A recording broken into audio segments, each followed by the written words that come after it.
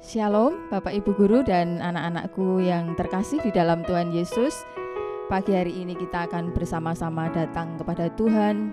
Sebelum kita memulai aktivitas kita pada pagi hari ini, kita akan mendengarkan dan belajar firman Tuhan. Jalan hidup orang benar.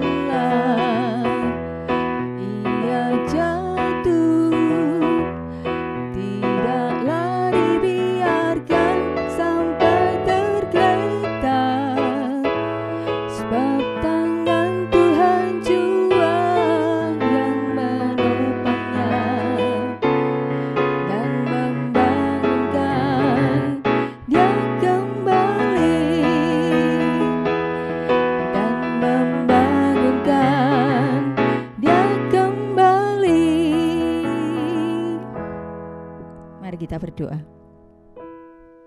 Kepada Allah yang Maha Besar kami datang, kami bersyukur memuji dan meninggikan Engkau. Kami siap untuk belajar mendengarkan suara Tuhan. Mohon Roh Kudus untuk datang dan menolong kami supaya kami memahami dengan baik apa maksud Tuhan. Di dalam Yesus kami berdoa dan bersyukur. Amin. Bapak Ibu Guru yang dikasihi dan anak-anakku yang ada di rumah, renungan kita hari ini diambil dari Bilangan 14 ayat 1 sampai 10. Saya akan membacakan ayat 8 dan 9. Jika Tuhan berkenan kepada kita, maka Ia akan membawa kita masuk ke negeri itu dan akan memberikannya kepada kita, suatu negeri yang berlimpah-limpah susu dan madunya. Hanya janganlah memberontak kepada Tuhan dan janganlah takut kepada bangsa negeri itu, sebab mereka akan kita telan habis. Yang melindungi mereka sudah meninggalkan mereka, sedang Tuhan menyertai kita. Janganlah takut kepada mereka. Anak-anakku yang terkasih di dalam Tuhan dan Bapak Ibu Guru, judul renungan kita pagi hari ini adalah Dia lebih besar. Dia Tuhan, ya, Tuhan lebih besar. Kalau kita mengamati situasi, kondisi hari-hari ini, bukankah terasa sangat berat untuk kita semua?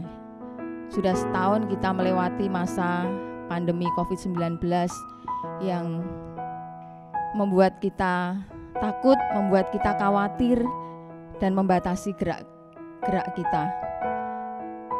Bahkan bukan hanya masalah penyakit atau pandemi, mungkin juga ada masalah ekonomi yang melanda keluarga kita, atau masalah keluarga, hubungan anak dan orang tua, atau masalah pergaulan dan masalah-masalah lain yang bisa jadi saat ini sedang menimpa kita. Ketika kita memikirkannya, seringkali itu membuat kita tidak berdaya, bukan? Membuat kita takut, khawatir, dan mungkin sampai kita putus asa. Ketakutan semacam itu juga dulu pernah dialami oleh ke-10 pengintai yang baru pulang, ditugasi oleh Musa untuk memata-matai tanah Kanaan. Berbagai masalah yang mereka lihat tampaknya terlalu besar untuk bisa diatasi. Celakanya, ketakutan mereka itu ditularkan kepada bangsa mereka sendiri, kepada teman-teman mereka, sehingga nyaris menggagalkan proses penaklukan tanah Kanaan. Tetapi syukur ada Kaleb, ada Yosua yang meskipun mereka juga manusia biasa, tetapi mereka berbeda. Mungkin mereka juga mengalami rasa takut dan gentar untuk masuk ke negeri Kanaan. Tetapi ada satu hal yang membuat mereka berbeda dari 10 pengintai yang sebelumnya ditugasi. Apa sih yang membuat mereka berbeda? Jawabannya adalah iman mereka. Mereka yakin bahwa mereka pasti bisa mengalahkan musuh karena Tuhan menyertai mereka. Sehingga musuh-musuh mereka pasti bisa ditelan habis. Apakah kita saat ini juga sedang dirundung berbagai permasalahan? Tidak penting apa masalah kita, seberapa pelik dan seberapa berat yang ada di depan kita, tetapi apakah kita memiliki iman seperti Kaleb dan Yosua, bahwa Tuhan kita jauh lebih besar daripada masalah kita sendiri. Di Alkitab Tuhan berulang-ulang berkata, jangan takut, untuk menegaskan bahwa Dia menyertai umatnya. Seorang pendeta secara kreatif menuliskan kata takut menjadi begini. Takut itu di awal dan di akhir kata ada huruf T. Nah, huruf T itu disingkat atau sebagai singkatan dari Tuhan. Jadi di depan ada Tuhan, kemudian ada kata aku, dan di belakangnya ada kata Tuhan lagi. Jadi di kiri dan di kanan kata aku itu diapit kata Tuhan. Ya, memang betul bahwa Dia ada di kanan dan di kiri kita. Jadi apa yang perlu kita takutkan? Jangan kita berkata, ya Tuhan, masalahku sangat besar. Tetapi berkatalah, hai masalah, aku punya Tuhan yang jauh lebih besar. Mari kita belajar dari Yosua dan Kaleb yang memiliki iman yang luar biasa kepada Tuhannya, yang meyakini bahwa Tuhan lebih besar dari masalahnya.